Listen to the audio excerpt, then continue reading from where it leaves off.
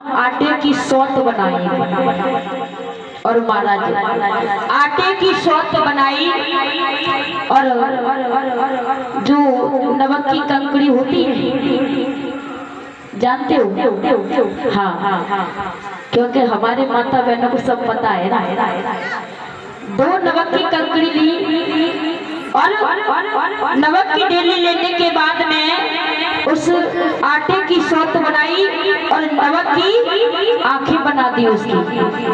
और जब नमक की आंखें बनाई है ना, और जो साबुत मिर्च ली उसका मुंह बना दिया और चार पाई पर महाराज लिटा दी।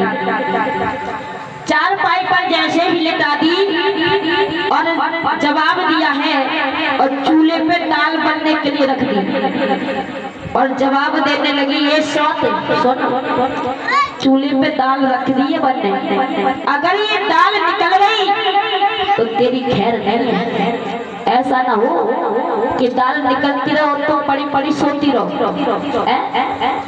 महाराज अब आटे की सौत माँ का सुन नहीं, जो तुम माँ के आगे कितना भी बीन बजाओ, भैंस के आगे बीन बजाओ तो भैंस को पता है क्या हो रहा है।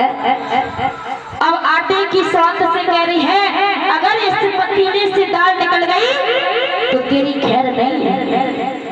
मैं पानी भरने के लिए जा रही हूँ।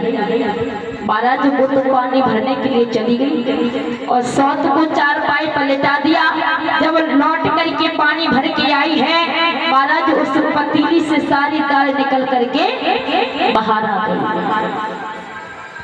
अब तो इतनी गुस्से में रहे, इतनी गुस्से में रहे, आटे की सौत उठाई और कहने लगी, सौत हमने तुझसे पहले ही कहा था कि पतीली से दाल ना निकल जाए, लेकिन अपने कानों में तेने रुई ठूस के रखी है ना, हम तेरी कानों की रुई निकालेंगे। महाराज सौत को उठाया और चूल्हे में डाल दिया और जैसे ही चूल्हे में डाला, अब उस चूल्हे में उजक करके देख रहे हैं, झांक के देखे सौत कैसे जल रही है, सौत कैसे जलती है। महाराज जैसे ही झांक करके देखा तो नमक की डेली थी और नमक की डेली जैसे ही फूटी तो दोनों आंखों में लगी। महाराज हो गई अंधी।